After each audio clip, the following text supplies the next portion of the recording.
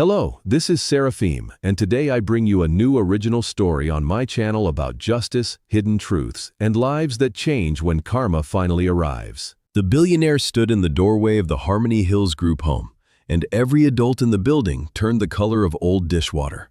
His suit cost more than the entire facility's annual budget. His lawyer stood behind him, holding a folder thick enough to break a table. And beside them both, a family court judge waited with her arms crossed and her patience already gone. But the man was not looking at any of the adults. He was looking past them, scanning the dim hallway with desperate eyes, searching for a 12-year-old boy who had saved his life 3 weeks ago in a dark alley with nothing but a scream and a handful of rocks. The same boy who was, at that very moment, locked in a basement storage room as punishment for talking back at breakfast. But that part comes later. Let me start from the beginning. Because this story is not really about a billionaire, it is about a boy named Elijah Turner and the night he learned that the smallest act of courage can crack open the whole world. Elijah Turner was 12 years old the summer everything changed. And he looked it. Skinny arms, knotty elbows, a gap between his 2 front teeth that he covered with his hand when he smiled, which was not often. He was small for his age, the kind of small that made older boys think he was easy, and the kind of quiet that made adults forget he was in the room. He had been at the Harmony Hills group home in East Atlanta since he was 7, which meant he had outlasted 3 directors, 4 sets of bunk beds, and more roommates than he could count on both hands. The group home sat on a tired block between a check-cashing place and the laundromat that never seemed to be open. The building itself was a converted duplex, white paint peeling off the sides like sunburned skin. There were 11 kids living there the summer Elijah turned 12, ranging in age from 6 to 17, and every single one of them knew the rules. Not the official rules posted on the corkboard in the front hallway. The real rules. The ones that kept you alive and out of trouble inside those walls. Rule 1 was simple. Do not cross Mrs. Dolores Hartwell. She ran the home the way a warden runs a prison, with a clipboard in one hand and a look on her face that could curdle milk at 20 paces. She was a tall woman, wide through the shoulders, with pressed hair and pressed lips, and a voice that never rose above a certain volume because it did not need to. When Mrs. Hartwell spoke, children listened. When Mrs. Hartwell pointed, children moved. And when Mrs. Hartwell decided you had broken one of her rules, children disappeared into the basement storage room for hours, sometimes a full day, with nothing but a folding chair and a bare bulb. Rule 2 was, do not be noticed. The kids who got noticed were the kids who got punished, or worse, transferred to a facility further out, one of the places the older kids whispered about with wide eyes. Elijah had learned this rule early. He kept his head down, did his chores, ate whatever was put in front of him without complaint, and stayed out of the way of Raymond Price, the 17-year-old who ran the second floor like his personal kingdom. Rule 3 was the saddest rule of all, and nobody ever said it out loud, but every child in that house knew it in their bones. Do not hope. Do not dream about a family coming for you.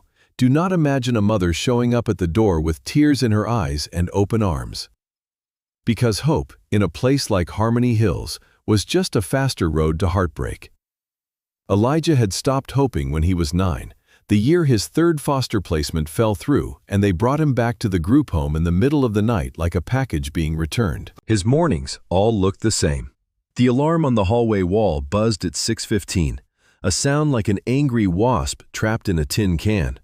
Elijah would open his eyes in the gray light, stare at the water stain on the ceiling above his bunk that looked like the outline of a dog, and count to 10 before swinging his legs over the side. His bunkmate, a boy named Kevin Osei, slept on the bottom and was always already awake, sitting with his knees pulled to his chest, reading a library book he had read 4 times before. Kevin was 10, 2 years younger than Elijah, and had been at Harmony Hills for just under a year.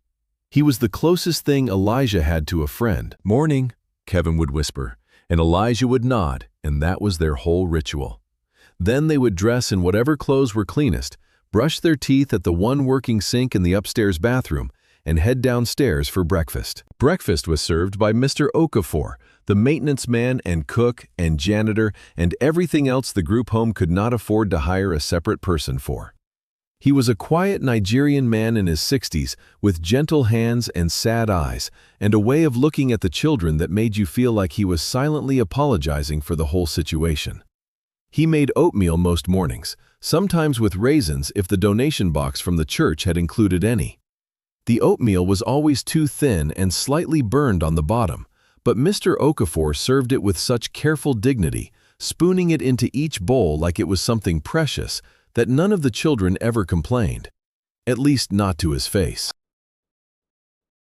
Elijah ate his oatmeal that morning the way he always did, slowly, at the end of the table closest to the kitchen, where he could see the whole room without being in the middle of it. Kevin sat beside him, reading between bites. Raymond Price sat at the head of the table like a king, taking an extra portion of oatmeal and daring anyone to say something about it. Nobody did. Mrs. Hartwell sat in her office with the door open, visible through the hallway, drinking coffee from a mug that said "World's Best Grandma," a title she had earned from no one. "Elijah," Kevin whispered, nudging him with his elbow. "You going to the library today?" Elijah shrugged. Saturday was the one day they were allowed to leave the group home for a few hours, as long as they signed out and signed back in before the 5 o'clock curfew. Most of the older kids went to the park or the corner store. Elijah went to the public library 6 blocks away, where the air conditioning worked and no one asked him questions, and he could sit in the corner of the young adult section and read about people whose lives were nothing like his own. "Maybe," Elijah said. "Depends on if she lets me." He tilted his head toward the office where Mrs. Hartwell sat. "She let you go last week," Kevin pointed out, turning a page of his book without looking up. "Last week she was in a good mood because the state inspector was coming Monday, and she wanted us all out of the house so she could clean," Elijah said quietly. He had learned to read Mrs. Hartwell's moods the way a sailor reads the sky. Some days the clouds meant nothing.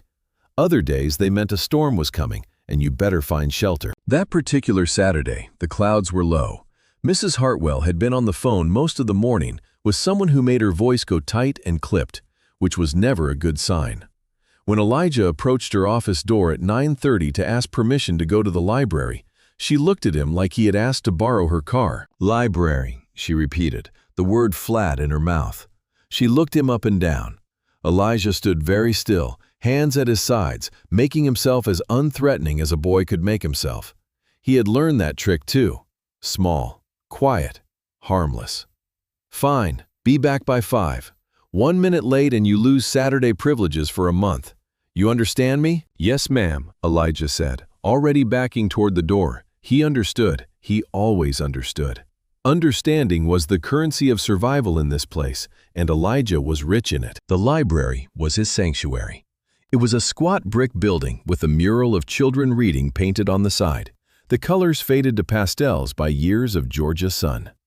Inside, it smelled like old paper and carpet cleaner, a combination that Elijah had come to associate with safety. He knew every shelf, every corner, every outlet where he could charge the ancient MP3 player Kevin had found in a donation box and given to him for his birthday. He had no music on it, but he kept it because Kevin had given it to him, and gifts were rare enough in his life to be sacred. He settled into his usual spot, a beanbag chair wedged between the biography section and the window, and opened a book about a boy who ran away from home to live in a tree in the Catskill Mountains. The irony of reading about a boy who chose to be alone while he, Elijah, would have given anything for a family was not lost on him. But the book was good, and the beanbag was soft, and for a few hours, the world outside those walls did not exist. He lost track of time the way he always did when a story was good. The light through the window shifted from bright morning white to warm afternoon gold, and when he finally looked up at the clock on the wall, his stomach dropped. 4:47.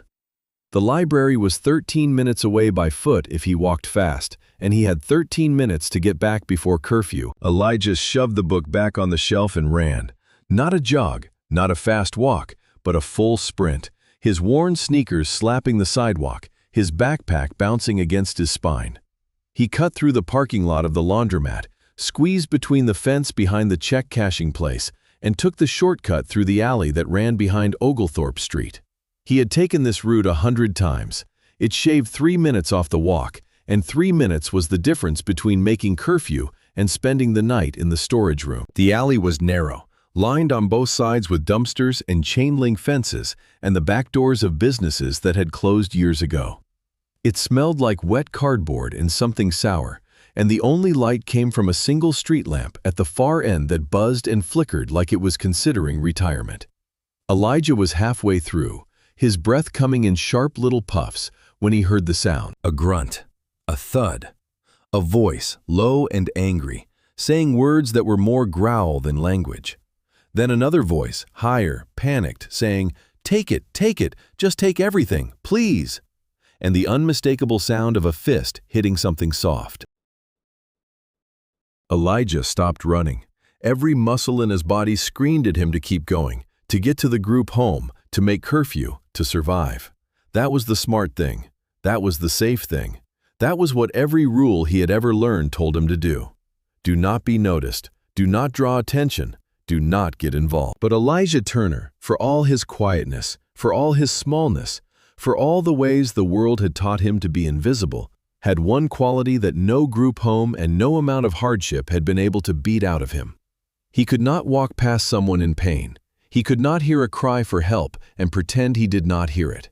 His mother, whoever she had been, wherever she had gone, had planted something in him before she left, something stubborn and bright and impossible to kill, like a weed growing through concrete. And that something made him stop in that alley and look. 2 men had a third man pressed against the wall next to a dumpster. The third man was well dressed.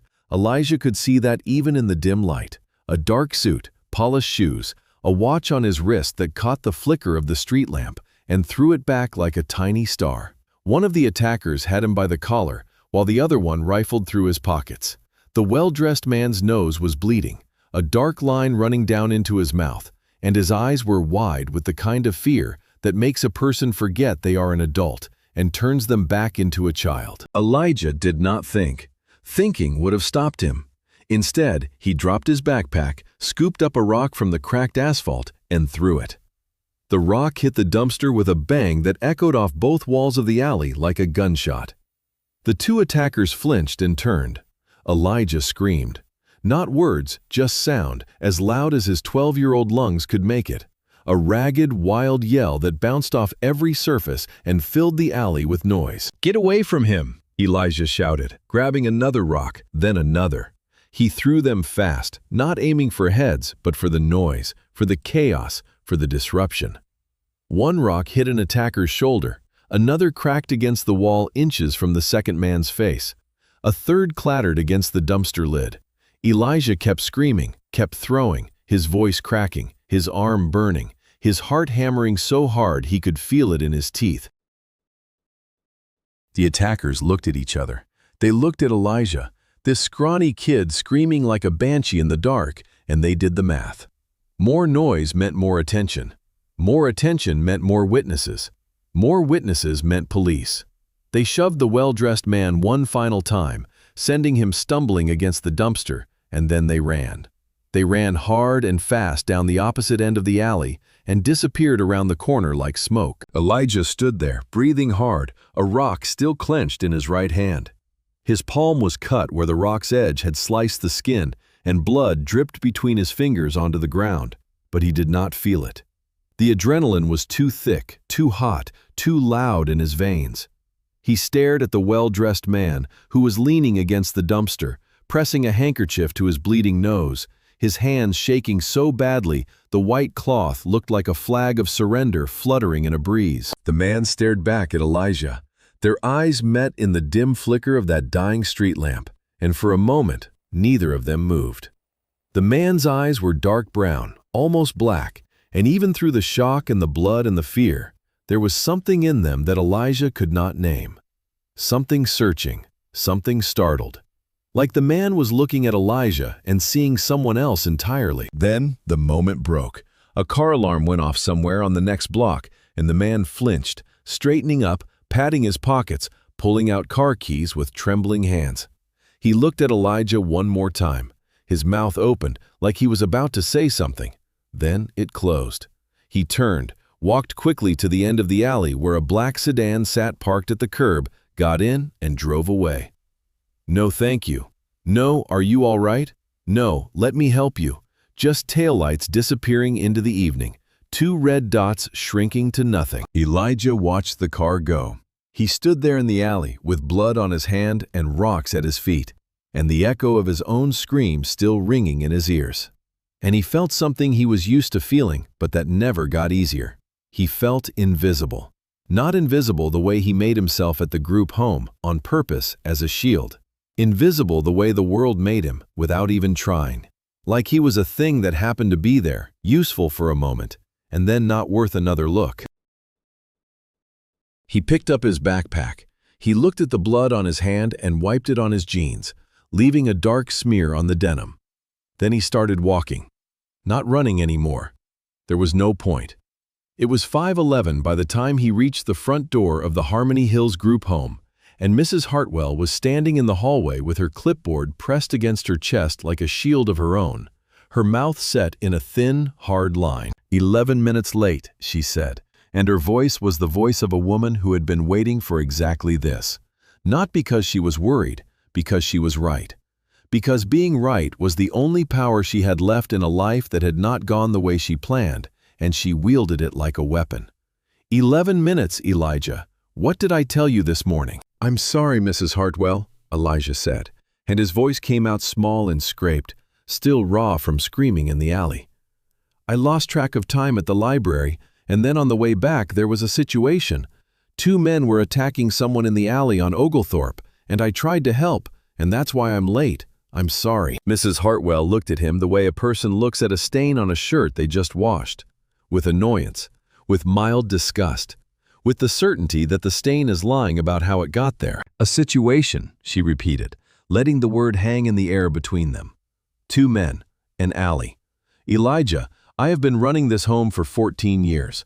I have heard every story, every excuse, every creative lie a child can invent to explain why they broke curfew. Do you know what they all have in common?"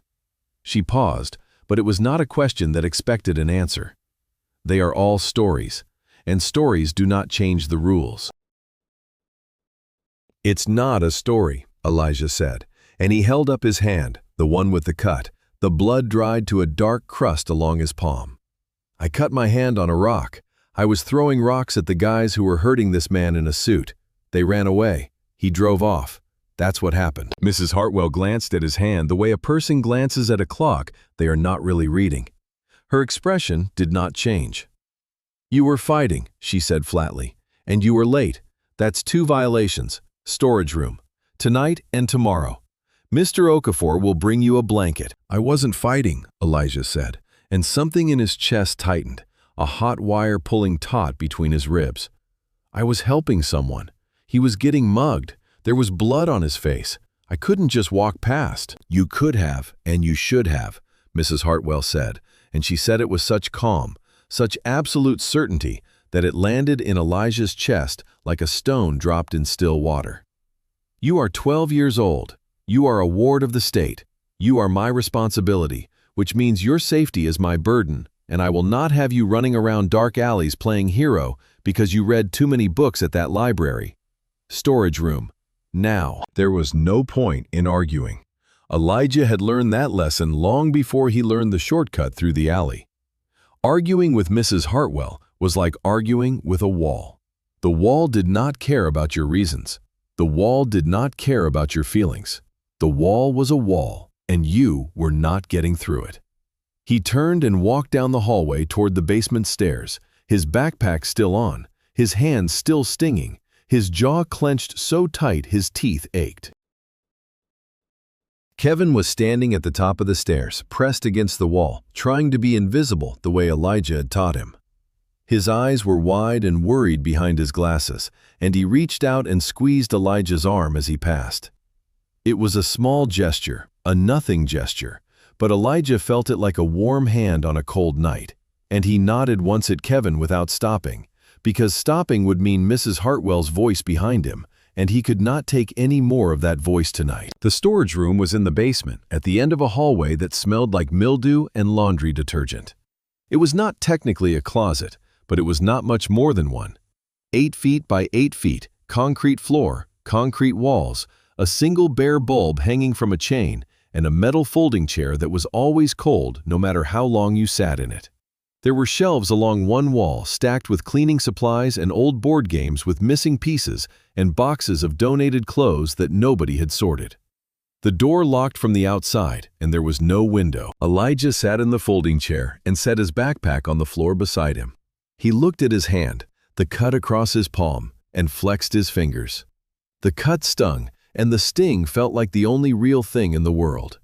Everything else felt far away and muffled, like he was underwater, like the sounds of the house above him were happening to someone else in someone else's life. He thought about the man in the alley, the dark suit, the polished shoes, the watch that caught the light, the blood on his face and the fear in his eyes, and the way he had looked at Elijah, really looked, like he was seeing something important. And then the way he had gotten in his car and driven away without a word. Not even a thank you. Elijah had risked his safety, his curfew, his only free day of the week, and the man had not even said thank you. He told himself it did not matter. He told himself he had not helped the man because he wanted a reward or even gratitude. He had helped because the man was in trouble and Elijah was there, and that was what you did. You helped. Even when no one helped you, even when helping cost you something.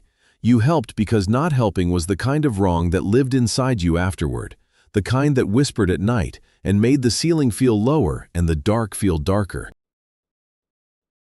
But sitting in that cold storage room, with the bare bulb humming above him and the smell of bleach burning his nose and the sound of his own breathing too loud in the concrete silence, Elijah allowed himself one small, private thought that he would never say out loud to anyone.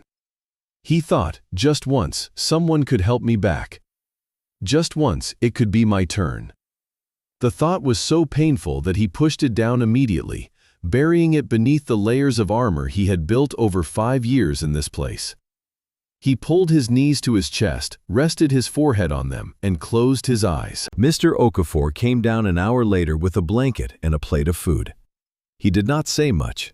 He never did. But he set the plate down on the chair next to Elijah, draped the blanket over his shoulders, and put his hand on the top of Elijah's head for a moment. Just a moment, the way a father might. Then he left, locking the door behind him, and Elijah heard his footsteps going up the stairs slow and heavy, like a man carrying something that weighed more than it should. The food was a sandwich, peanut butter and jelly, with the crust cut off. Mr. Okafor always cut the crusts off for the younger kids. The fact that he had done it for Elijah, who was 12 and hardly young, made something burn behind Elijah's eyes. He ate the sandwich in small bites, making it last, because making things last was another survival skill, and then he wrapped himself in the blanket and lay down on the concrete floor, using his backpack as a pillow. He did not sleep for a long time. He lay there in the dark, the bare bulb turned off now, listening to the sounds of the old house settling around him. Pipes clanking, floorboards creaking, the distant murmur of a television someone had left on upstairs. And he thought about his mother. He did not know much about her. The file Mrs. Hartwell kept in her office, the one Elijah had snuck a look at once when he was 10, said his mother's name was Grace Turner and that she had died when he was 2. Cause of death was listed as complications from pneumonia. No father listed, no emergency contact, no next of kin. Just a name and a date and a cause, and then nothing. A blank space where a family should have been. Elijah sometimes tried to imagine her. He gave her a kind face and a soft voice, and hands that smelled like cocoa butter, because those were the things he wanted a mother to have. He imagined she would have been proud of him tonight, not for breaking curfew, but for stopping in that alley, for choosing the right thing over the safe thing. He imagined she would have cleaned his cut and bandaged his hand and told him he was brave, that he was good, that being good mattered even when the world did not notice. But she was gone, and imagining did not change that.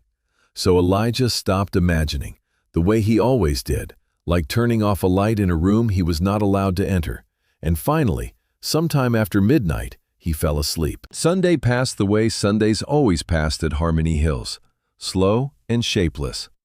Elijah was let out of the storage room at noon, having missed breakfast and church, which Mrs. Hartwell attended every Sunday at Greater Mount Zion Baptist and required all the children to attend as well, not out of faith, but out of appearances. The congregation at Greater Mount Zion believed Mrs. Hartwell was a good Christian woman doing the Lord's work by caring for orphans, and she was not about to let a 12-year-old's absence raise questions. Elijah spent the rest of Sunday doing his assigned chores, which were mopping the kitchen floor and cleaning the upstairs bathroom. He did them in silence, carefully, making sure every surface was spotless, because leaving so much as a streak on the mirror was grounds for another punishment.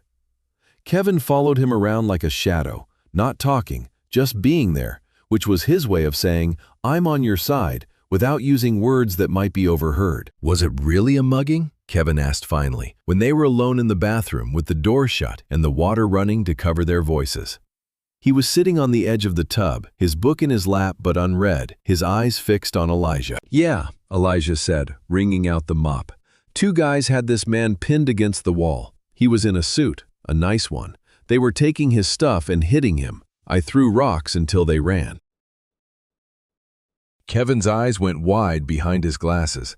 "You threw rocks at grown men?" "I didn't have anything else to throw," Elijah said, and for the first time since the alley, a small smile tugged at the corner of his mouth. It was gone as quickly as it came, but Kevin saw it, and he smiled too. "That was brave," Kevin said quietly.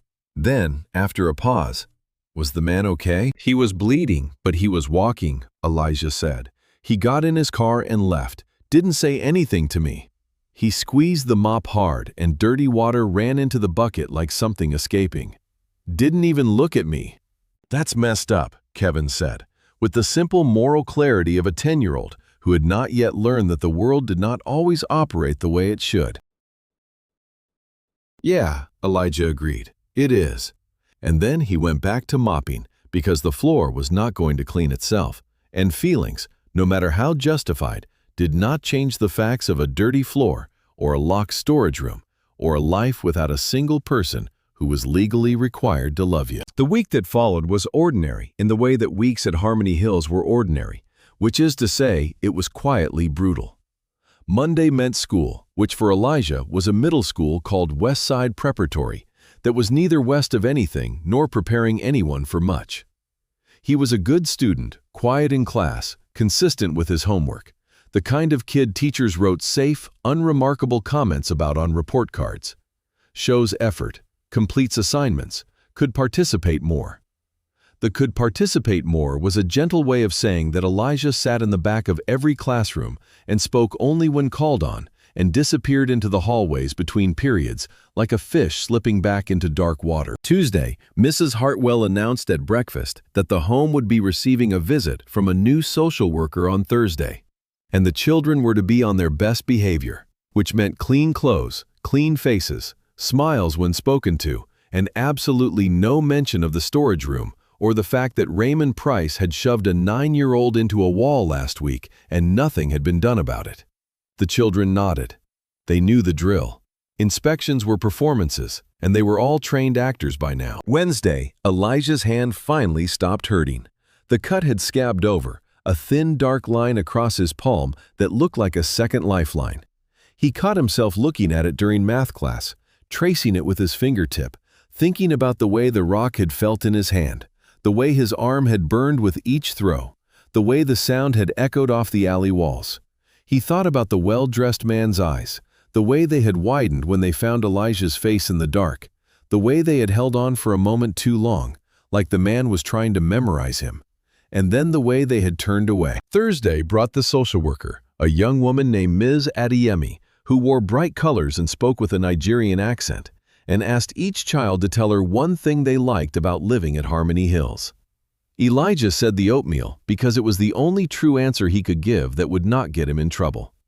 Ms. Adeyemi looked at him for a long moment, the way teachers sometimes looked at him, like she was reading something written in very small print on the inside of his forehead, and then she wrote something on her clipboard and moved on to the next child. Friday came and went. Saturday came again, and this time Elijah did not ask to go to the library. Mrs. Hartwell had revoked his Saturday privileges for a month, as promised, and Elijah spent the day in the group home, helping Mr. Okafor fix a leaking pipe under the kitchen sink. Mr. Okafor taught him how to use a wrench, patiently guiding his hands, and for 20 minutes, kneeling on the kitchen floor with water dripping on his forehead, and Mr. Okafor's calm voice in his ear, Elijah felt something close to peace. "You are a good boy, Elijah," Mr. Okafor said quietly, so quietly that only Elijah could hear. They were side by side under the sink, their shoulders touching, the wrench between them. "You know that, yes? No matter what anyone in this house tells you, you are good." Elijah did not answer. He did not trust his voice. He just nodded and tightened the pipe fitting and let the moment be what it was. A small, warm thing in a cold place, and he held it carefully, the way you hold a candle in a wind. The second week after the alley passed much like the first. School, chores, meals that were never quite enough, Raymond Price knocking books out of younger kids' hands. Mrs. Hartwell's voice, always Mrs. Hartwell's voice, sharp and certain and ever-present, a sound that had become the background music of Elijah's life the way traffic noise becomes background music for people who live near highways. You stop hearing it after a while, but it is always there, always pressing on your eardrums, always wearing you down in ways you do not notice until you step into silence and realize how tired you are. Elijah's cut healed. The scab fell off, leaving a thin white scar across his palm. He would carry it for the rest of his life, though he did not know that yet. He did not know a lot of things yet. He did not know that in a glass tower in downtown Atlanta, 43 floors above the street, a man was sitting at a desk made of reclaimed walnut, staring at a computer screen, and thinking about him. Marcus Webb was 44 years old and worth, according to the most recent Forbes estimate, approximately $6.8 billion. He was the founder and CEO of Meridian Technologies, a company that had started in a garage in College Park, Georgia, and now occupied 3 buildings in Midtown Atlanta and employed 11,000 people worldwide. He made software that connected hospitals to patients, patients to pharmacies, pharmacies to insurance companies, and all of them to each other, a web of digital infrastructure so essential that when Meridian's servers went down for 6 minutes in 2019, 3 state governors called his personal cell phone. He was, by every external measure, one of the most powerful men in the southeastern United States. He sat on boards. He funded scholarships. He had shaken hands with 2 presidents and been profiled in every major business publication in the country. His face, sharp-jawed and serious, with deep-set eyes and close-cropped hair going silver at the temples, appeared on screens and magazine covers and conference stages with the regularity of a season. But on this particular Tuesday afternoon, 3 weeks after a 12-year-old boy had saved his life in a dark alley, Marcus Webb was not thinking about software or hospitals or boards or presidents. He was thinking about rocks. Small, jagged rocks, thrown with desperate accuracy by a child whose face he could not get out of his head. He was thinking about the scream, that raw, wild scream that had split the alley in half like lightning splitting a sky. And he was thinking about the blood. Not his own blood, which had dripped from his nose onto his favorite tie and ruined it. The boy's blood. A few drops on the sleeve of one of the attackers, left there when a thrown rock grazed the man's arm, and a smear on the ground near the dumpster where the boy had stood. Marcus had not said thank you. He knew that. It sat in his chest like a stone he could not swallow, hard and jagged and impossible to ignore. In the moment, the shock and the adrenaline and the blood in his mouth and the primitive need to get somewhere safe had overridden everything else. He had gotten in his car and driven home to his penthouse in Buckhead and locked the door and stood in his bathroom staring at his bloody face in the mirror for 10 minutes before he could make his hands stop shaking long enough to call the police. The police had come, taken his statement, examined the alley. They found nothing useful except a few drops of blood near the dumpster that did not match Marcus's blood type, the boy's blood. The officers had been thorough, but not optimistic. Muggings in that area were common. The attackers were likely long gone. Marcus had nodded and thanked them and closed the door and sat in his living room in the dark, thinking about a scrawny kid who had charged into danger for a stranger and gotten nothing in return. What haunted Marcus most was not the mugging itself. He had survived worse than two thugs in an alley. What haunted him was the boy's face. In the flicker of that street lamp, for one impossible second, Marcus had looked at the boy and seen his sister. The same wide-set eyes, the same stubborn jaw, the same expression of fierce, terrified determination that Grace used to wear when they were kids in College Park, and the neighborhood boys tried to take Marcus's lunch money, and Grace, 2 years younger and half their size, would step in front of him with her fists up and her chin out and dare them to try it. Grace, his sister, his best friend, the person he had failed more completely than he had ever failed anyone in his life. Grace, who had disappeared from his life 18 years ago during the worst fight they ever had, the fight that broke everything between them. Grace, who he had spent a decade and a fortune trying to find. Grace, who he had finally tracked down through a private investigator 3 years ago, only to learn that she was dead. Pneumonia, alone, in a charity hospital in South Atlanta. Dead at 26 with no money, no family listed, no one at her bedside. Dead 12 years before Marcus even knew she was gone. The private investigator had found one more thing, one detail that had cracked Marcus's world open like an egg on the edge of a counter. Grace had had a child, a son, born when she was 24, 2 years before she died. No father listed on the birth certificate. The child had been placed in foster care after Grace's death and had disappeared into the system. A system so vast and so broken that even Marcus Webb's money and connections had not been able to find him. 3 years of searching. 3 years of private investigators and lawyers and dead ends and sealed records and bureaucratic walls that refused to move even for a billionaire. And nothing. Until the alley. Until the blood. Marcus had not told the police about his suspicion. It was too fragile, too unlikely, too much like the desperate hope of a man who had been searching for 3 years and was starting to lose faith. But after the officers left, Marcus had called his personal attorney, a woman named Victoria Lang, and told her everything. The mugging, the boy, the face that looked like Grace, the blood on the ground. Victoria was not the kind of lawyer who expressed surprise easily. She had been Marcus's attorney for 15 years and had seen him through a hostile takeover, 2 patent wars, and a divorce. She listened to his story with the calm attentiveness of a woman who was already 3 steps ahead. "The blood near the dumpster," she said. "The police collected it?" "They took samples," Marcus confirmed. "I watched them. Then we petitioned for access to the DNA analysis," Victoria said. "We have your DNA on file from the family search. If the blood belongs to a biological relative of your sister, the markers will show it. This is straightforward, Marcus. If this boy is who you think he might be, the science will tell us." "And if he's not?" Marcus asked, and his voice, the voice that commanded boardrooms and negotiated billion-dollar deals, sounded small and afraid, like a boy's voice, like the voice of the kid Grace used to protect in the schoolyard. "Then he's a brave child who saved your life, and we find a way to thank him properly," Victoria said. "Either way, we find him. Yes?" "Yes," Marcus said. "Find him." Victoria Lang was efficient the way a scalpel is efficient. Within 48 hours, she had petitioned the court for access to the DNA evidence collected at the scene. Within 72 hours, she had the results. She called Marcus on a Tuesday evening, and Marcus, who had not slept properly in 3 weeks, answered on the first ring. "It's a match," Victoria said, and her voice, usually as flat and measured as a level, had the faintest tremor in it. "The blood belongs to a biological nephew, your sister's son. The markers are unmistakable, Marcus. There is no doubt." Marcus sat down.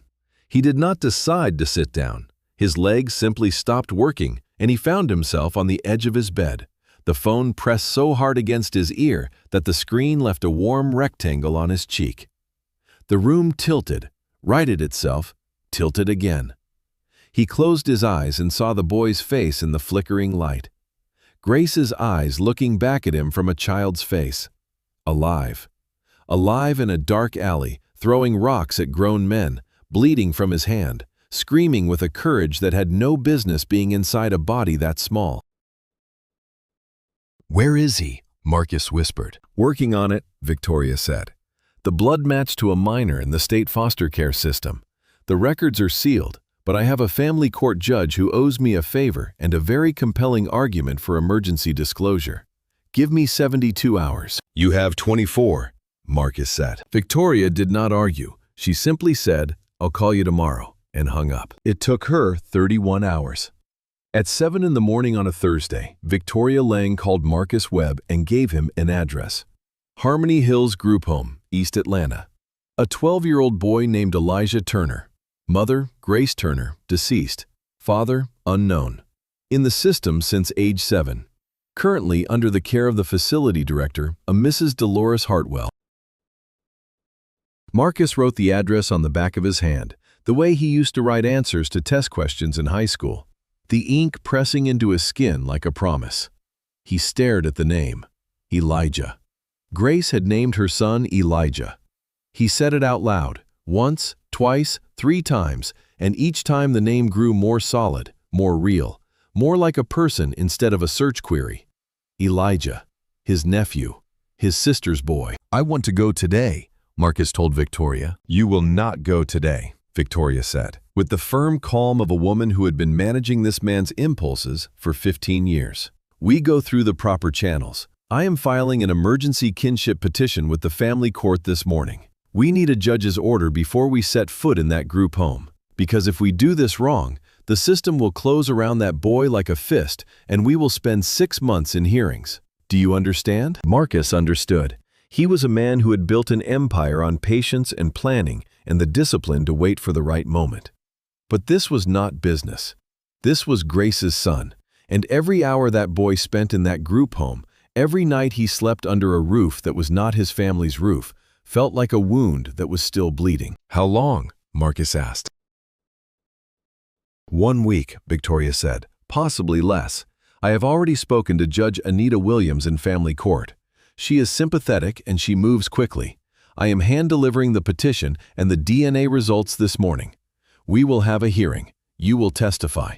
And then we will go to that group home together and bring that boy home." 1 week, 7 days. Marcus hung up the phone and looked at the address written on his hand. He had waited 3 years. He could wait 7 more days. But they would be the longest 7 days of his life. In those 7 days, Marcus did something he had never done before. He left his office at noon every day, something that made his executive assistant nearly faint with shock, and drove across Atlanta to East Atlanta. He did not go to the group home. Victoria had forbidden it, and she was right. But he parked his car on the street a block away, a different car each time, nothing flashy, borrowed from his driver's personal collection. And he watched. He watched the building with the peeling white paint. He watched children come and go. He watched a tall woman with pressed hair and a clipboard march the children to a van on Sunday morning for church. He watched a gentle older man carry groceries in through the back door. And on the 4th day, a Wednesday, Marcus watched a thin boy with knotty elbows and a gap-toothed smile walk out the front door with a backpack over one shoulder and a smaller boy beside him. The thin boy looked both ways before crossing the street, the way someone taught him to, or the way he taught himself. He said something to the smaller boy that made the smaller boy laugh, and then they walked together toward the bus stop. 2 children navigating the world with the careful watchfulness of people who knew the world was not always kind. Marcus gripped the steering wheel so hard, his knuckles went pale. He recognized the boy immediately. The same face from the alley, the same wide-set eyes, the same stubborn jaw. Grace's face, translated into a child's features, alive and walking and laughing on a Wednesday afternoon in East Atlanta. Marcus pressed his forehead against the steering wheel and breathed, and for the first time in 3 years, the tears he had been holding back since the private investigator told him Grace was dead finally fell. They fell silently, the way rain falls in a place where no one is watching, and they soaked into the leather of the steering wheel and dried in the warm air of the car, and no one in the world knew they had happened except Marcus Webb and the quiet street and the Georgia sun. The hearing was on a Friday. Judge Anita Williams, a sharp-eyed woman in her 50s with reading glasses on a chain and no tolerance for wasted time, reviewed the petition, the DNA results, and Marcus's personal testimony. Victoria presented the case with the precision of a surgeon. The DNA evidence was conclusive. Marcus Webb was the biological uncle of Elijah Turner. He was the child's only living relative. He was financially capable of providing for the child. He was petitioning for emergency kinship custody. The judge asked Marcus one question. "Mr. Webb, you have known about this child's existence for 3 weeks. You have known his location for less than 1. What makes you believe you are prepared to be his family?" Marcus looked at the judge, and for a moment, the boardroom voice, the CEO voice, the voice that negotiated and commanded and closed, fell away. What was left was the voice of a brother who had lost his sister and spent 3 years trying to find the only piece of her left in the world. "Your Honor," Marcus said, "I was not there when my sister needed me. I was not there when she was sick. I was not there when she died. I was not there for the first 12 years of her son's life. I cannot undo any of that, but I can be there now. I can be there from this moment forward for every day that boy needs someone. And I will be. I will be there if it costs me everything I have, because he is my family. He is all I have left of her, and I owe her, Your Honor.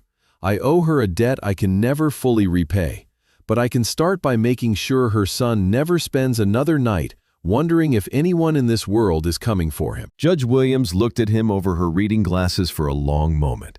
Then she signed the order. Emergency kinship custody, effective immediately. She assigned a social worker to oversee the transition and ordered a full welfare investigation of the Harmony Hills group home based on concerns raised in Victoria's filing about the facility's disciplinary practices. Victoria called Marcus from the courthouse parking lot. "We go Monday," she said. "I have the order. The social worker will meet us there. And Marcus, I am bringing Judge Williams herself.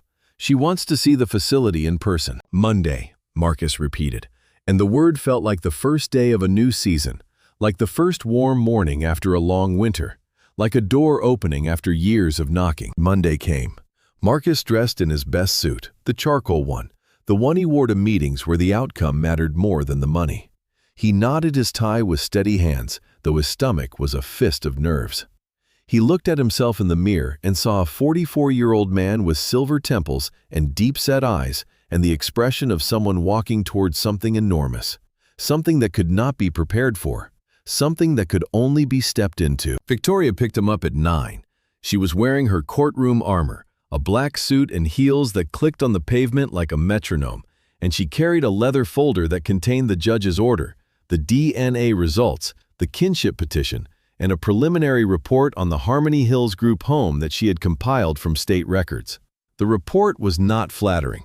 Multiple complaints, a failed inspection in 2022 that had been quietly resolved, allegations of excessive punishment, no follow-up. Judge Williams met them at the group home at 10. She arrived in her own car, a practical sedan, and she was not wearing her robes.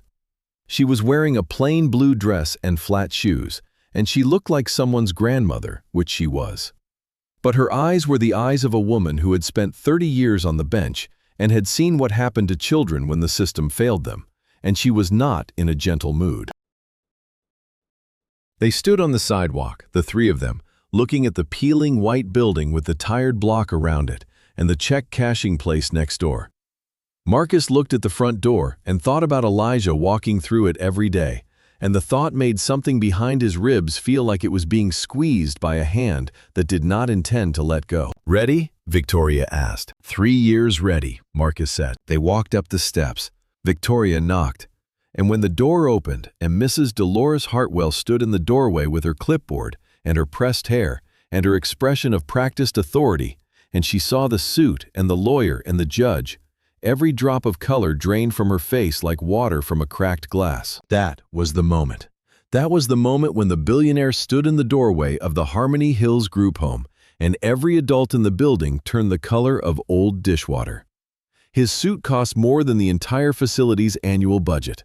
His lawyer stood behind him, holding a folder thick enough to break a table. and beside them both, a family court judge waited with her arms crossed and her patience already gone.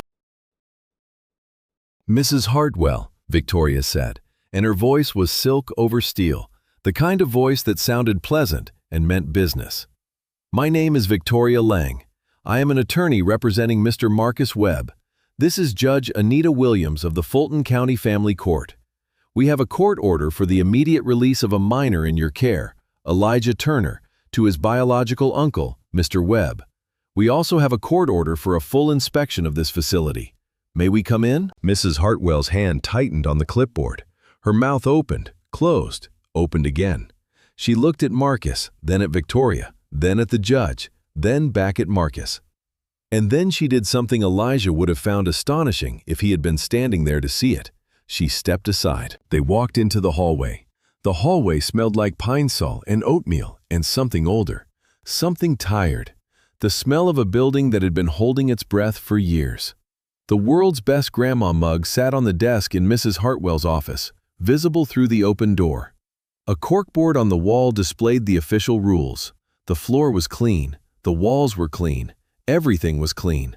The kind of clean that tries very hard to be mistaken for cared for. "Where is Elijah?" Marcus asked, and his voice was calm, but Victoria, who knew him well, heard the vibration underneath it, the barely controlled urgency of a man who was moments away from the thing he had been chasing for 3 years. Mrs. Hartwell's face performed a rapid series of calculations.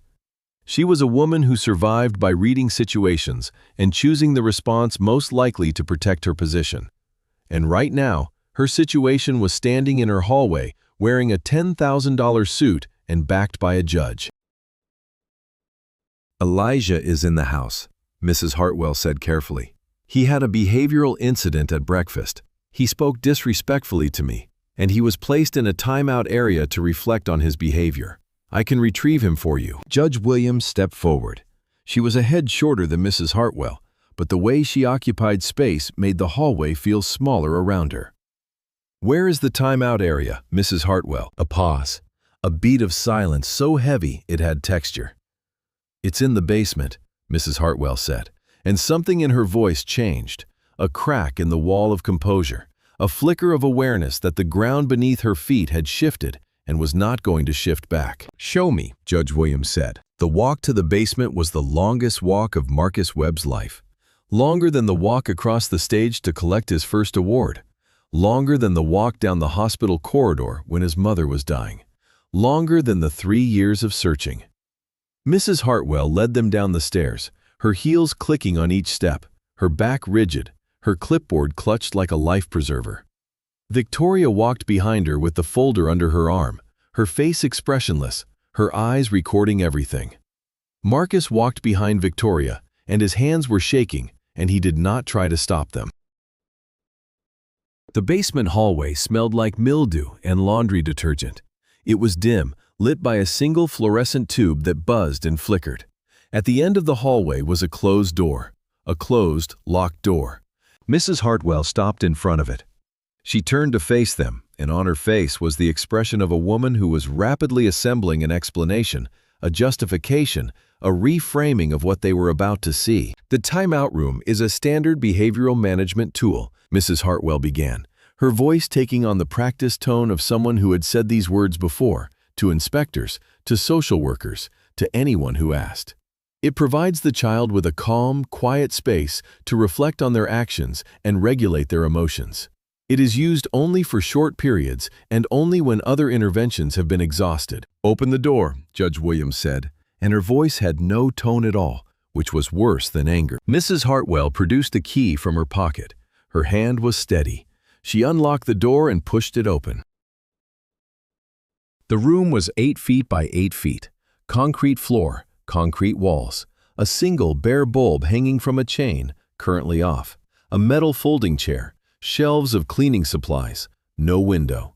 And in the corner, sitting on the cold floor with his back against the wall and his knees pulled to his chest, was a 12-year-old boy with knotty elbows and wide-set eyes and a thin white scar across his left palm. Elijah looked up. The light from the hallway fell across his face, and he squinted, raising one hand to shield his eyes. He saw Mrs. Hartwell first, then the woman behind her in the black suit, then the older woman in the blue dress, and then, behind them all, he saw a man in a charcoal suit with silver temples and deep-set eyes.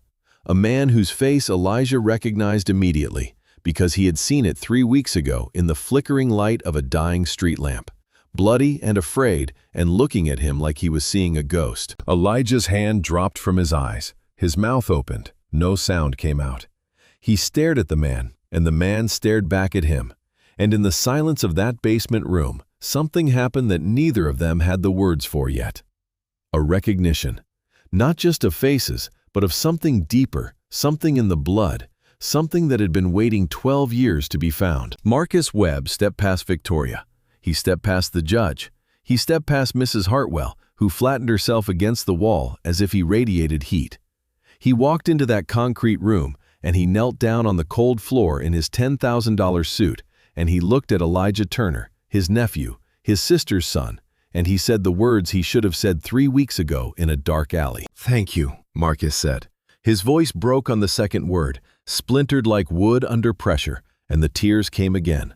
The same silent tears from the car, but this time he did not hide them. "Thank you for saving my life. I am so sorry I drove away. I am so sorry I didn't say it then. I am so sorry I wasn't here sooner." He paused, and his hands were shaking, and he pressed them together like a man in prayer to make them stop. "My name is Marcus Webb. Your mother, Grace, was my sister.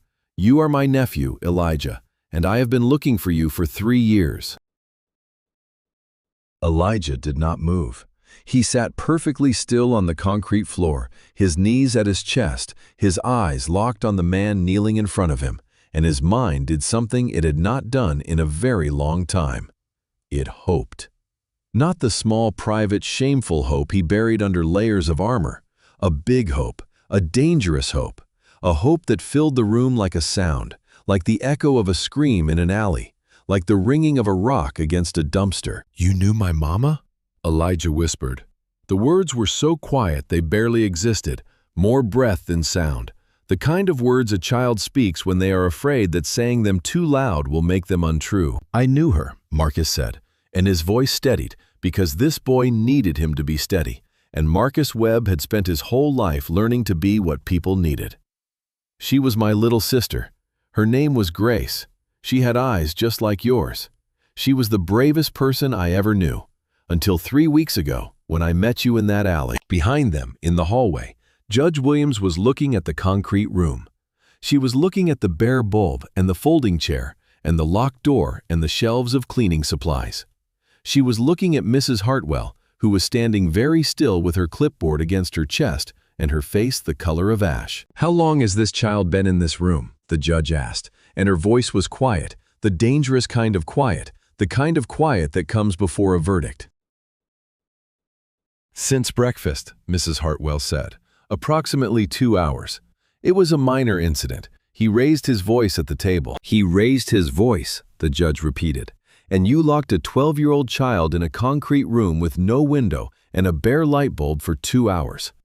Is that your testimony, Mrs. Hartwell?" Mrs. Hartwell's grip on the clipboard tightened until her knuckles turned white, bone pushing against skin like something trying to escape. "It is a behavioral management tool," she said again. But the words had lost their polish, and what was underneath was not confidence but fear. The cold, creeping fear of a woman who was watching her carefully constructed life begin to crumble from the bottom. Victoria stepped forward with the folder. She opened it and removed a stack of papers, each one tabbed and highlighted with the efficiency of a woman who had built cases the way engineers build bridges, to bear weight. "Judge Williams, I have here the results of a preliminary record search on this facility. 7 complaints filed with the state in the past 5 years. A failed health and safety inspection in 2022 that was closed without follow-up. 3 former residents who filed reports of excessive physical discipline, all of which were dismissed due to insufficient evidence. And a current funding audit that shows discrepancies between reported expenses and actual expenditures totaling approximately $43,000 over 3 fiscal years." She closed the folder. She looked at Mrs. Hartwell. "The state will be conducting a full investigation of this facility. You will receive formal notice by the end of the week. In the meantime, I suggest you contact an attorney." Mrs. Hartwell said nothing. Her mouth was a line. Her eyes were fixed on a point in the middle distance, somewhere beyond the hallway, beyond the building, beyond the moment, staring at a future that had suddenly become very different from the one she had planned. The clipboard in her arms trembled, a tiny, almost invisible vibration, like the first tremor before an earthquake. In the concrete room, Elijah was still looking at Marcus. His face was doing things he could not control, muscles twitching around his eyes and mouth like his body was trying out emotions it had not practiced in years. His hands were gripping his own knees so hard that his fingers ached, and the scar on his palm throbbed with a phantom pain that felt less like a wound and more like a signal, a transmission from 3 weeks ago saying, "This is why. This is why you stopped. This is why you threw those rocks. This is what was waiting on the other end of the bravest thing you ever did." "I don't understand," Elijah said, and his voice cracked on the last word, Split right down the middle like a piece of fruit dropping from a tree, ripe and heavy and ready.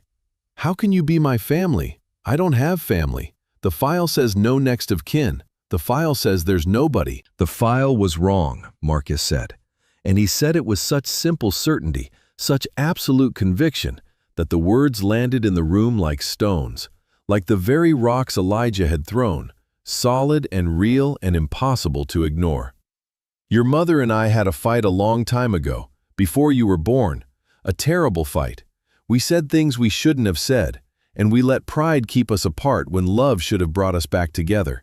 She left, and I didn't go after her. That was the worst mistake of my life. I spent 10 years trying to find her, and when I finally did, she was gone. But she left you, Elijah. She left the best part of herself in this world, and I have been looking for you ever since." Elijah's eyes filled with tears. He did not cry. He held the tears the way he held everything, carefully, tightly, with the practiced control of a child who had learned very early that crying in a place like this was a luxury he could not afford.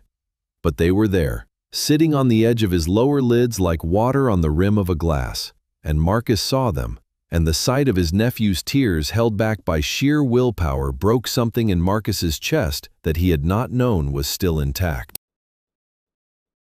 "You don't have to hold it in," Marcus said softly. "Not anymore, not with me." And Elijah Turner, who had not cried in front of another person since he was 9 years old, who had spent 3 years building walls inside himself that no one could see and no one could scale, looked at the man kneeling on the floor of his punishment room, the man whose life he had saved with rocks and screaming, the man who had come back for him when the whole world had told him no one ever would, and the walls came down. He cried. He cried the way a dam breaks, not slowly, not with warning, but all at once, a rush of everything that had been held back too long. He cried for his mother, whom he had never known. He cried for the nights in the storage room, and the mornings of thin oatmeal, and the years of making himself invisible so the world would stop hurting him. He cried for every foster placement that fell through, and every hope he buried, and every night he lay on a concrete floor and imagined a mother who would have been proud of him. Marcus moved forward and wrapped his arms around his nephew, and Elijah pressed his face into the charcoal suit and soaked it with tears. And Marcus held him and rocked him gently, the way you rock a child who is very small, or very tired, or very broken. And he whispered, "I've got you. I've got you. I'm here.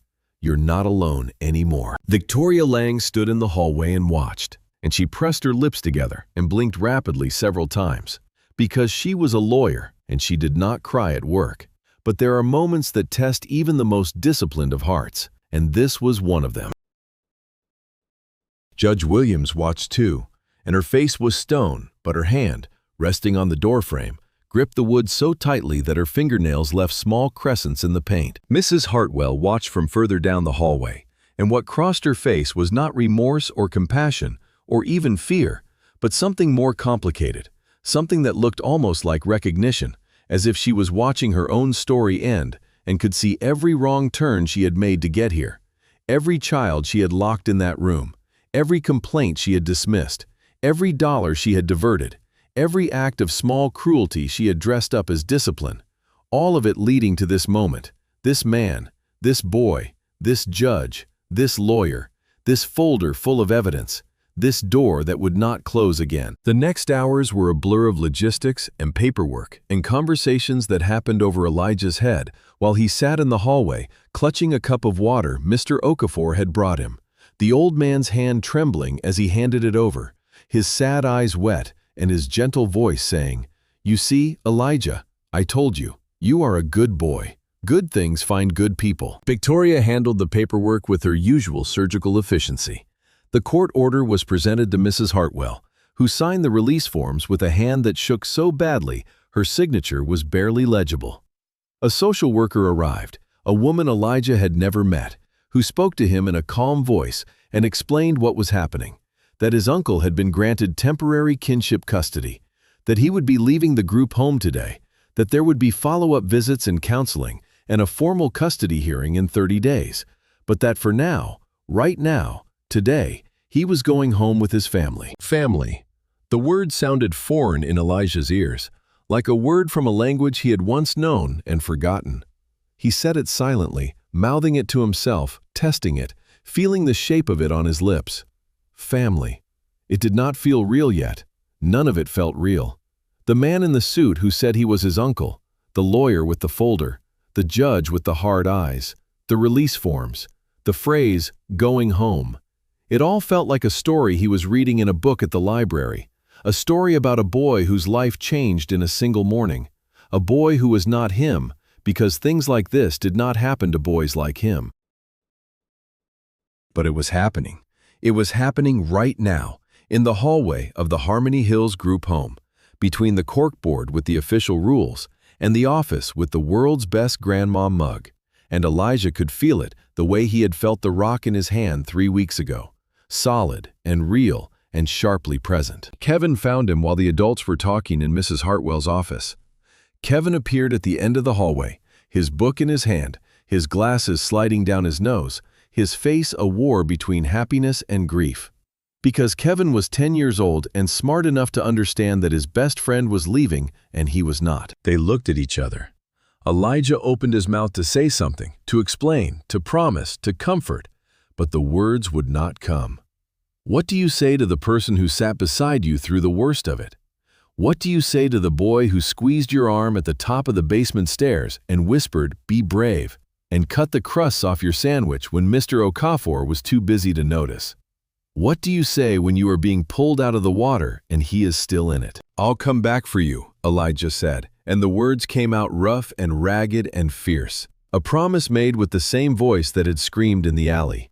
"I will come back, I promise." Kevin nodded. His chin wobbled, and he pushed his glasses up with one finger, a gesture so familiar it made Elijah's chest ache. "I know," Kevin said. Then, softer, Go be with your family." Elijah hugged him. It was sudden and clumsy and brief, the way boys hug when they are not used to it, but mean it more than anything. Kevin's arms went around him and squeezed, and then they let go, and Kevin stepped back and opened his book and started reading, which was his way of saying goodbye without falling apart, and Elijah understood, because he understood Kevin better than he understood anyone in the world. He went upstairs to collect his things. It did not take long. Everything Elijah owned fit in one backpack, the same backpack he had carried to the library and the alley and the storage room. A few changes of clothes, all donated, a toothbrush, the MP3 player Kevin had given him, a library card, a school ID, and, at the very bottom, wrapped in a sock to keep it safe, a small, smooth stone that had been in his possession for as long as he could remember. He did not know where it came from. It had been in his things when he arrived at his first foster home at age 2, a single stone, pale gray and perfectly round, that fit in his palm like it had been made for his hand. He had kept it through every foster home, every transfer, every loss. He did not know why. He just knew that letting go of it was not an option. He zipped the backpack shut, slung it over his shoulder, and walked downstairs for the last time. The hallway had never looked so long. Every step echoed. The smell of pine sol and oatmeal and tired old building filled his nose, and he breathed it in. Not because he would miss it, but because he wanted to remember it. He wanted to remember what he was leaving so he would never take what he was walking toward for granted. Marcus was waiting by the front door. He was standing with his hands in his pockets, looking at the world's best grandma mug through the office doorway with an expression that was difficult to read. Something between anger and sadness and the particular kind of resolve that comes when a person with power encounters a wrong they have the ability to right. "Ready?" Marcus asked, and his voice was gentle. The voice of a man trying very hard not to overwhelm a child who had already been through too much. Elijah nodded. Then he paused. He turned and looked down the hallway one more time. Kevin was gone. Back upstairs, back to his book, back to the world that Elijah was leaving. Mr. Okafor was standing in the kitchen doorway, his hands clasped in front of him, his sad eyes shining. He raised one hand in a slow wave, and Elijah waved back, and the gesture felt like the closing of a chapter and the opening of a door, both at the same time, and both of them knew it. They walked out the front door of the Harmony Hills group home, and the Georgia sun hit Elijah's face like a warm hand. Like the hand of someone who had been waiting for him, like the hand of the mother he never knew, reaching through the light to say, "There you are. I was wondering when you'd come outside." Marcus's car was parked at the curb. Not the borrowed nondescript cars he had used during his surveillance, his actual car. A black Mercedes that was so clean it reflected the clouds. A driver stood beside it, a tall man in a uniform who opened the back door and nodded at Elijah with a polite, measured respect that Elijah had never received from an adult in uniform before. Elijah hesitated at the car door. He looked at the group home behind him, the peeling paint and the tired block and the check-cashing place and the laundromat. He looked at the car in front of him, the gleaming paint and the leather interior, and the driver and the man in the suit who said he was family. The distance between the two was less than 10 feet, but it felt like a canyon, a gap so wide and so deep that stepping across it seemed impossible. "It's okay to be scared," Marcus said, standing beside him. "I'm scared too." Elijah looked up at him. "You're scared?" "Terrified," Marcus said, and he smiled, a real smile, a smile that crinkled the corners of his eyes and made him look, for a moment, like a regular person and not a billionaire. Just a man who was afraid of messing up the most important thing he had ever done. "I've never been an uncle before. I don't know if I'm going to be any good at it, but I'm going to try very hard." Elijah looked at the car. He looked at the group home. He looked at the scar on his palm, the thin white line that ran across it like a road on a map. And he thought about the night in the alley, the rocks, the scream, the choice he had made to stop instead of running. He had not known where that choice would lead. He had not known it would lead here, to this curb, this car, this man, this word that still felt foreign on his tongue. Family.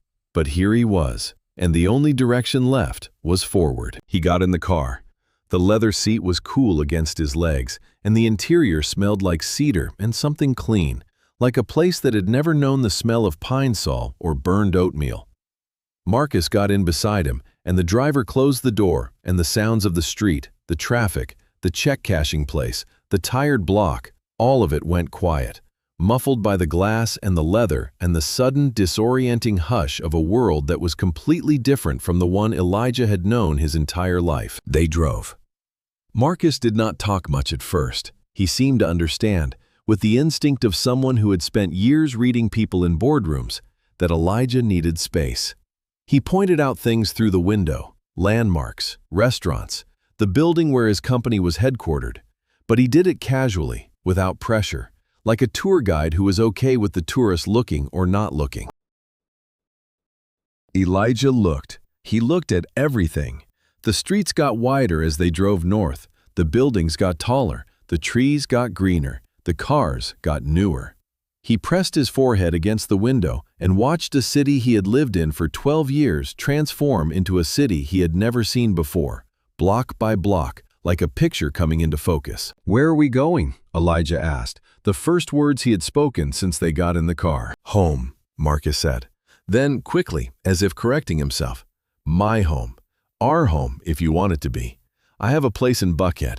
There's a room that's been waiting for you. I had it set up last week. I didn't know what you liked, so it's kind of plain right now, but we can fix that. We can make it whatever you want." A room. A room that was his. Not a bunk in a room with 5 other boys. Not a bed he might have to give up if a new kid arrived. A room. The concept was so vast, so unprecedented, that Elijah could not hold it all at once. He held a piece of it, the word room, and let the rest wait until he could see it. The penthouse was on the 43rd floor of a glass tower in Buckhead. When the elevator doors opened directly into the apartment, because this was the kind of home that had its own elevator, Elijah stepped out and stopped. The living room was bigger than the entire group home. Floor-to-ceiling windows showed a view of Atlanta that stretched to the horizon. Buildings and trees and roads and sky laid out like a map of a world that had always existed just beyond his reach. The floors were dark wood. The furniture was low and clean. There were books on shelves and art on walls, and a kitchen with a marble counter that looked like it had never been used. Elijah stood in the middle of the living room and turned in a slow circle, his backpack still on his shoulders, his worn sneakers on the dark wood floor, a small boy in a vast space, and the contrast between who he was and where he was made something in his chest feel tight and dangerous, like a balloon inflated one breath past its limit. "Your room is down the hall," Marcus said, watching Elijah with the careful attention of a man who was looking for signs of distress the way a doctor looks for symptoms. "Do you want to see it?" Elijah nodded. They walked down a hallway that was wider than the one at Harmony Hills and smelled like nothing at all, which was a luxury Elijah had not known existed. Marcus opened a door, and Elijah walked into his room. It was not plain, despite what Marcus had said. It was the most beautiful room Elijah had ever seen. The walls were painted a soft blue, the color of the sky on days when the weather can't decide between clouds and sun. A bed with a real mattress, thick and white, sat against the wall beneath a window that looked out over the city. There was a desk with a lamp and a chair that swiveled, a bookshelf empty, waiting to be filled, a closet with a door that actually closed, and on the nightstand, in a simple silver frame, a photograph. Elijah picked up the photograph. It showed a young woman, early 20s, sitting on the hood of a car, laughing. She had wide-set eyes and a stubborn jaw and a gap between her two front teeth.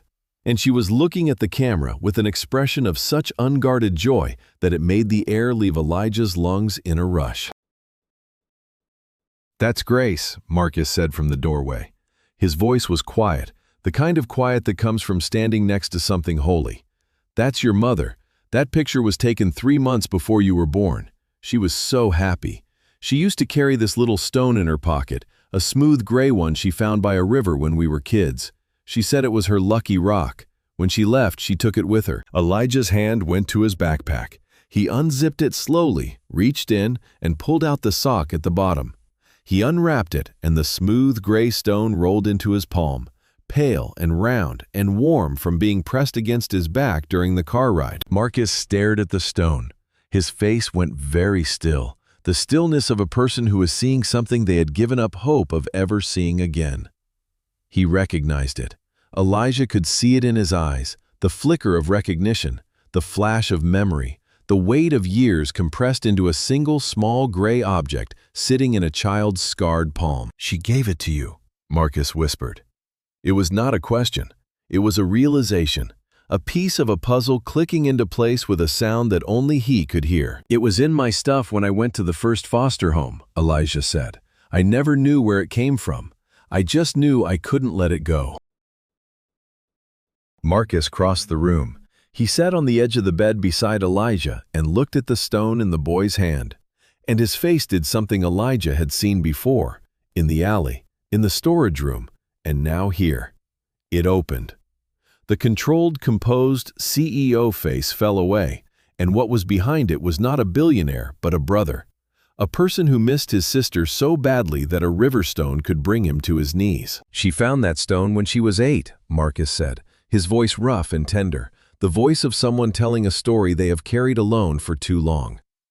"We were at a river in South Georgia, a family trip, the last one we took before our parents split up. Grace spent the whole afternoon looking for the perfect rock. She said she wanted one that fit her hand exactly. She must have picked up 100 stones before she found that one. She held it up and said, 'This one's mine,' and she kept it for the rest of her life."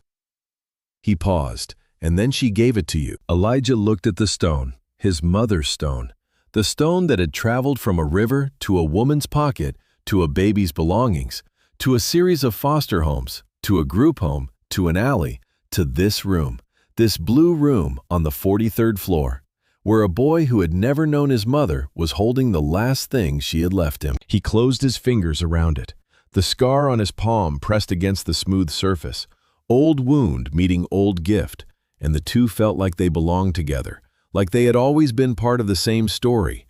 The story of a boy who threw rocks to save a stranger and found his family. The first week in the penthouse was strange and quiet, and full of moments that Elijah did not know how to categorize. Marcus, to his credit, did not try to fix everything at once.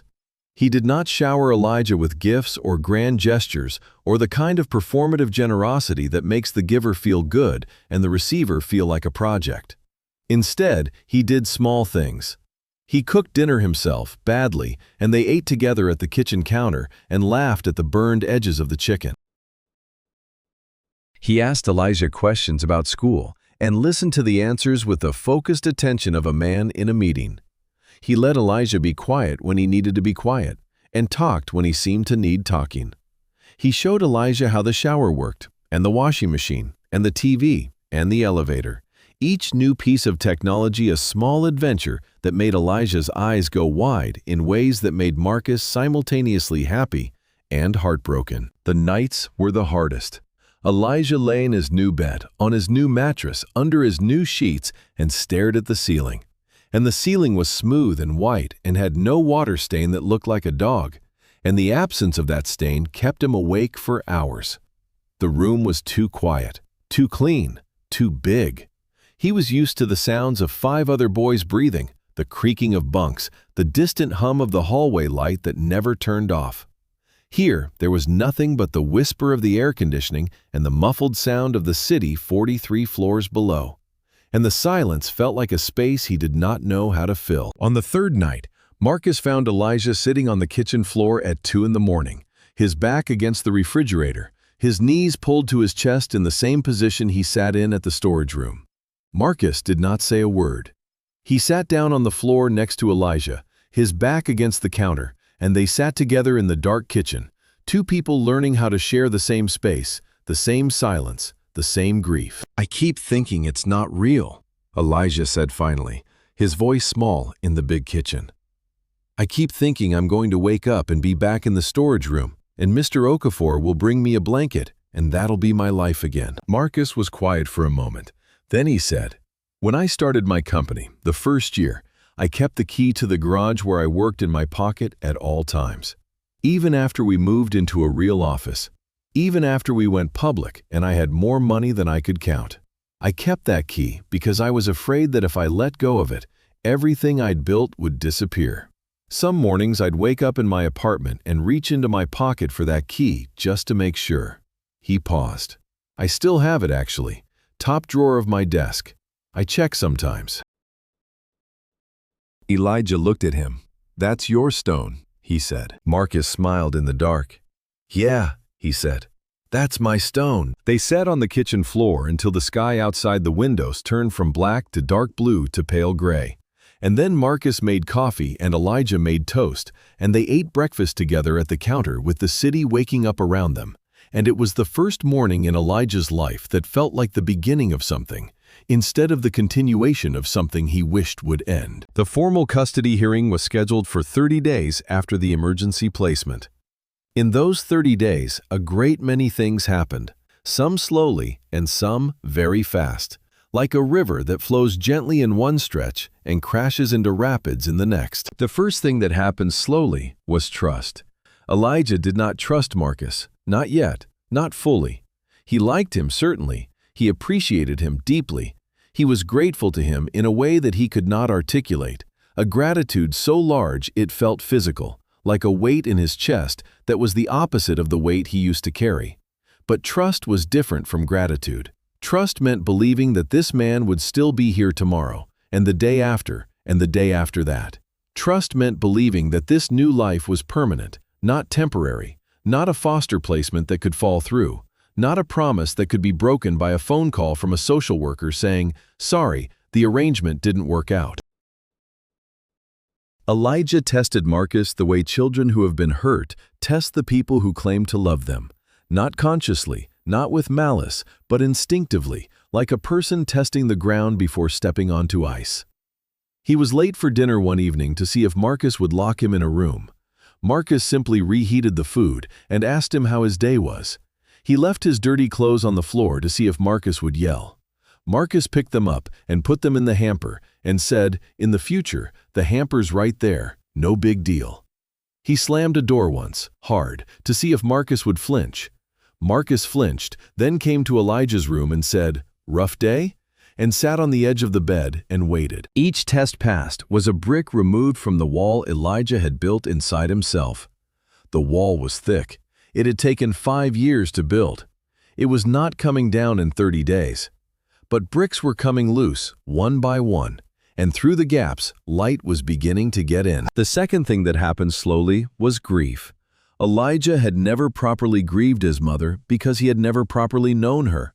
But now, living in Marcus's home, surrounded by photographs of Grace, hearing stories about her from Marcus over dinner, learning her favorite song and her favorite food and the way she laughed with her whole body, Elijah began to understand what he had lost, and the understanding was agonizing. It was one thing to miss a mother you never knew.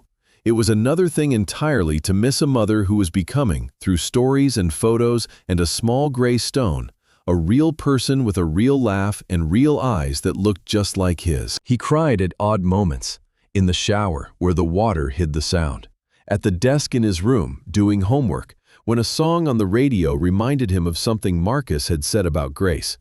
In bed at night, with his face pressed into the pillow and the stone clutched in his fist, crying for a woman he was only now beginning to know and would never be able to meet. Marcus heard him sometimes. He never intruded. He would leave a glass of water outside Elijah's door, a quiet gesture that said, "I know, and I'm here, and take your time."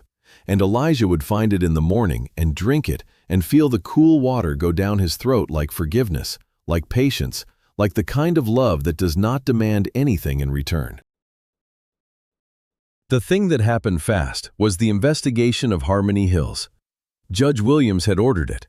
Victoria had filed the complaints, and the state moved with unusual speed, largely because Victoria had made a phone call to a friend at a newspaper, and the friend had written the story, and the story had been picked up, and suddenly the Harmony Hills group home was on the front page, and Mrs. Dolores Hartwell was on the evening news, and the words "locked children in basement" were in a headline, and the world that Mrs. Hartwell had so carefully controlled was falling apart around her, like a house made of cards in a wind. The state pulled the home's license.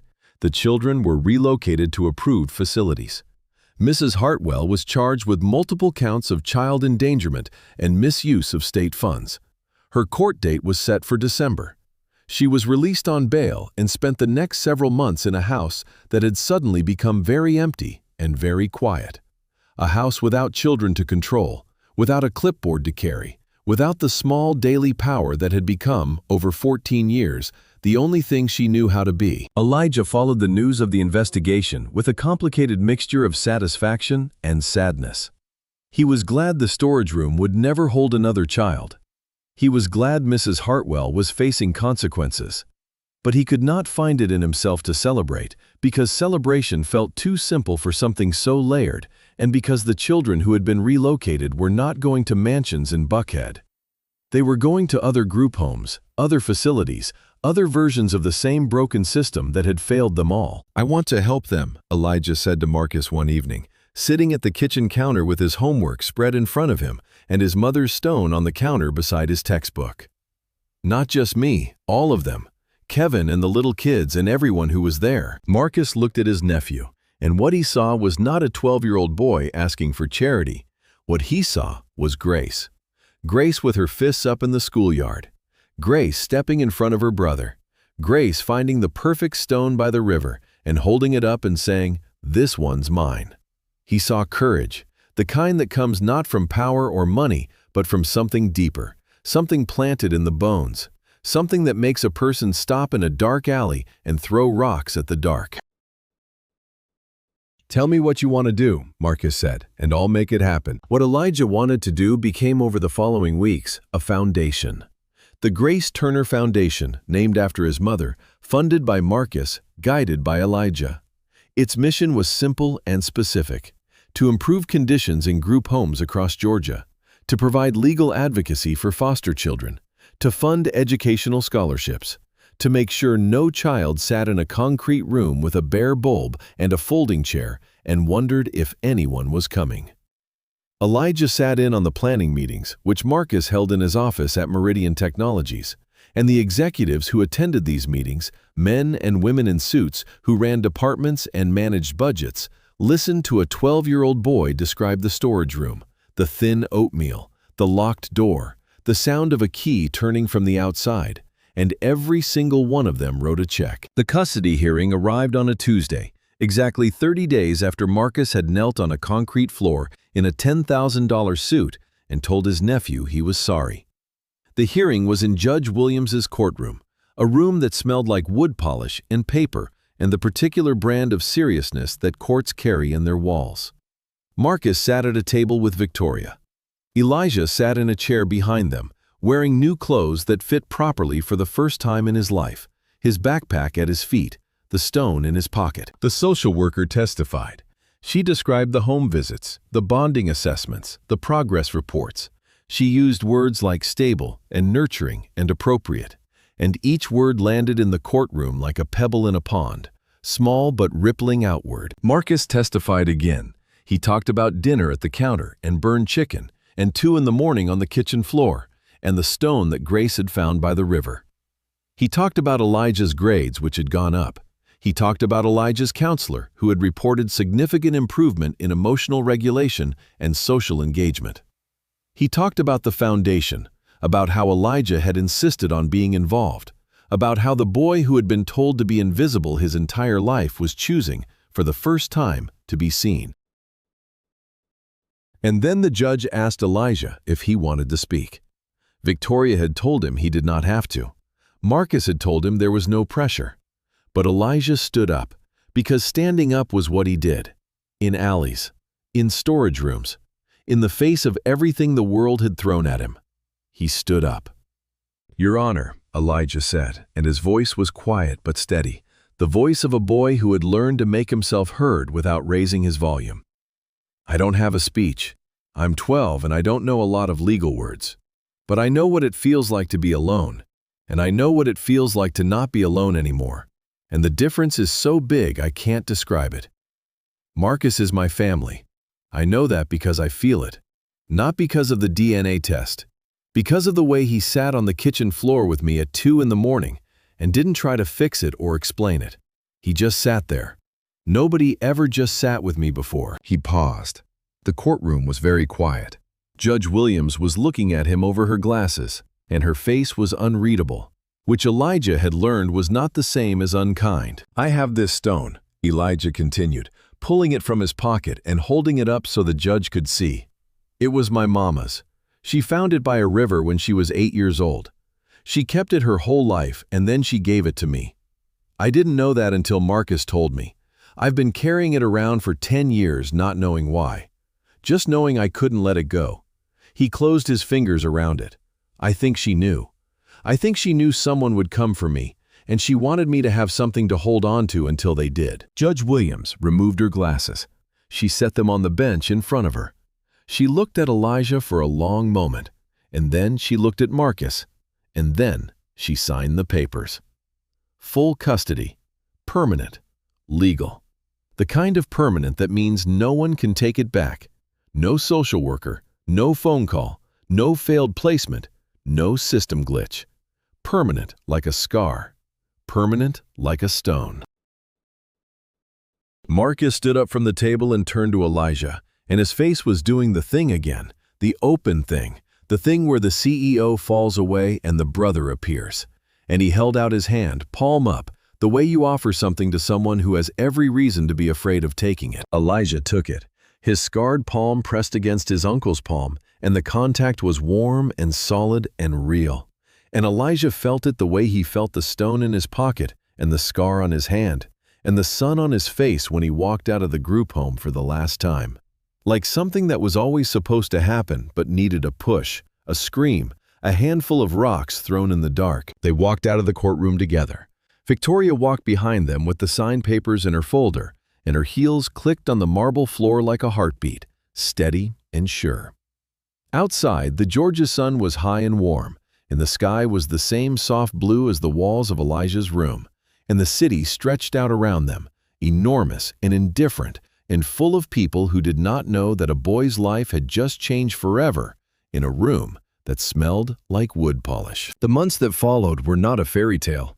Elijah did not wake up one morning and find that all his problems had dissolved like sugar in water. The nightmares continued for a while, dreams of concrete walls and bare bulbs and a door that locked from the outside. The trust continued to build slowly, brick by brick, test by test.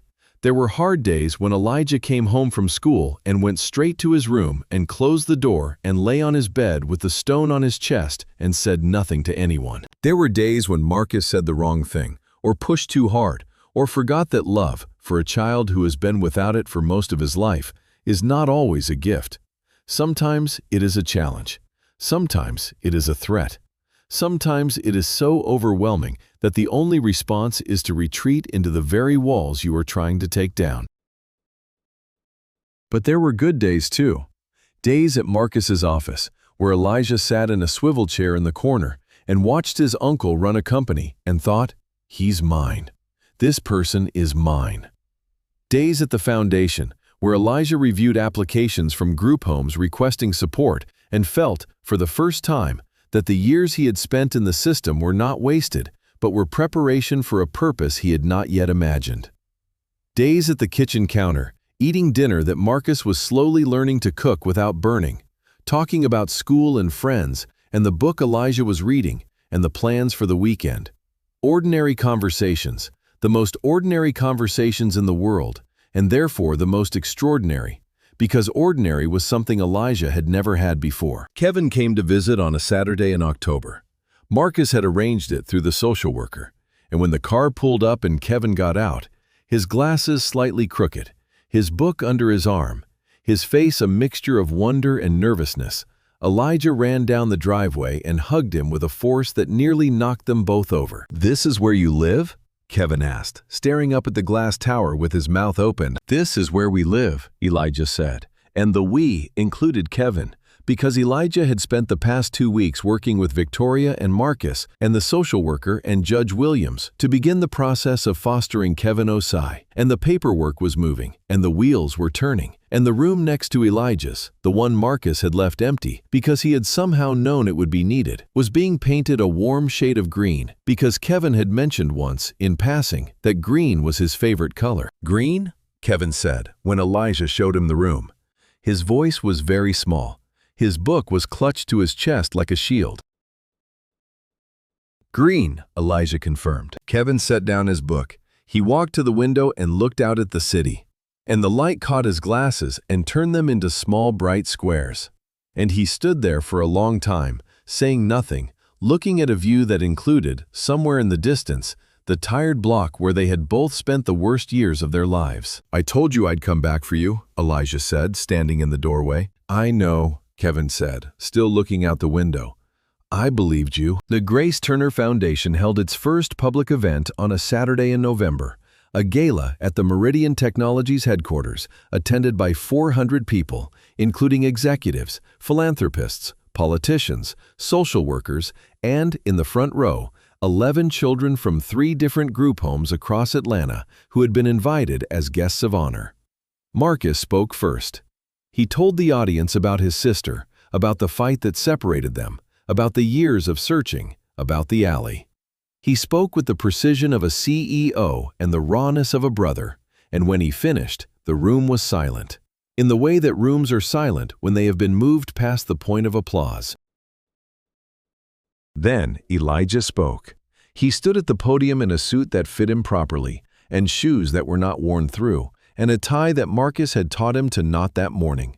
And he held the stone in his left hand, hidden below the podium, and he told the room about the storage room. He told them about the bare bulb and the folding chair and the locked door and the smell of bleach. He told them about Mr. Okafor cutting the crusts off his sandwich.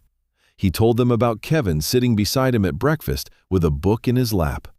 He told them about the alley and the rocks and the scream and the choice he made to stop instead of running. "I didn't know who I was saving," Elijah said, and his voice carried across the room with a steadiness that made people forget he was 12. "I didn't know he was a billionaire. I didn't know he was my uncle. I didn't know any of that. I stopped because someone was hurt and I was there. That's the only reason. And I think that's the point. You don't have to know someone's name to help them.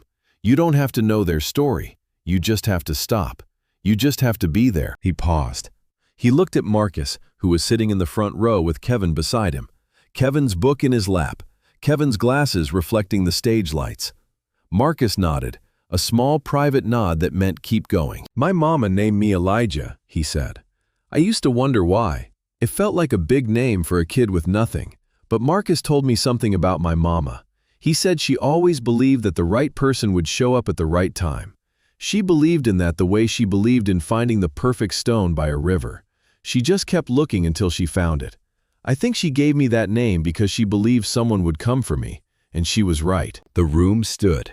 400 people on their feet, and the sound of their hands was like a wave breaking against a shore. And Elijah stood at the podium with the stone in his hand, and the scar on his palm, and the view of his uncle and his almost brother in the front row.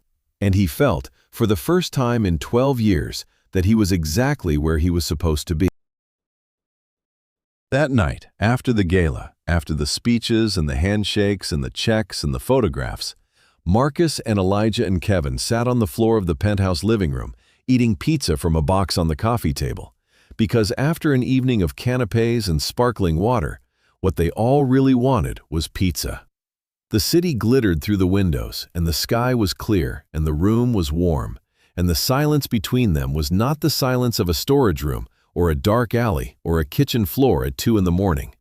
It was the silence of people who are together, simply together, without need or demand or fear. Kevin was reading. Of course he was reading. He sat cross-legged with his back against the couch and a slice of pizza in one hand and a book in the other, performing the miraculous act of eating and reading simultaneously, a skill he had perfected over years of practice. Marcus was leaning back on his elbows, his tie loosened, his shoes off, looking at the ceiling with the expression of a man who had finally set down something very heavy. Elijah reached into his pocket and pulled out the stone. He set it on the coffee table between the pizza box and a stack of napkins. It sat there, small and gray and perfectly round, catching the light from the city outside, and it looked, in that moment, less like a stone and more like an answer. An answer to a question Elijah had been asking his whole life without knowing how to put it into words. The question was, does it matter? Does it matter if you do the right thing and nobody sees? Does it matter if you help someone and they don't say thank you? Does it matter if you throw rocks at the dark and the dark just swallows them up? Does it matter if you are small and scared and alone and the world does not know your name? The stone sat on the table, smooth and warm, and it said what his mother had known and his uncle had learned, and Elijah was just beginning to understand. It matters. It always matters.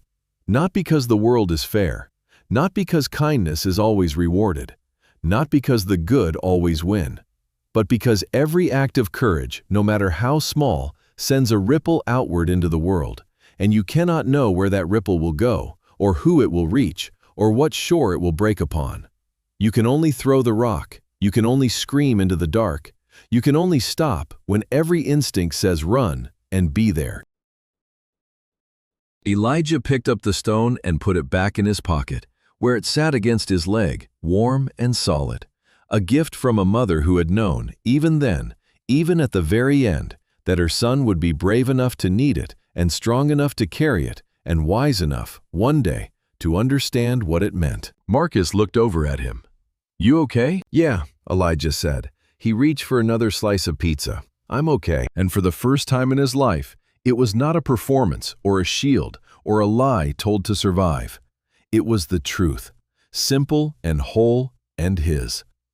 The stone rested in his pocket, smooth and warm, the way it had rested in his mother's pocket for years before him, and it was light, surprisingly light. Thank you for staying until the end. If you enjoyed the story, please support the channel with a like. Take care.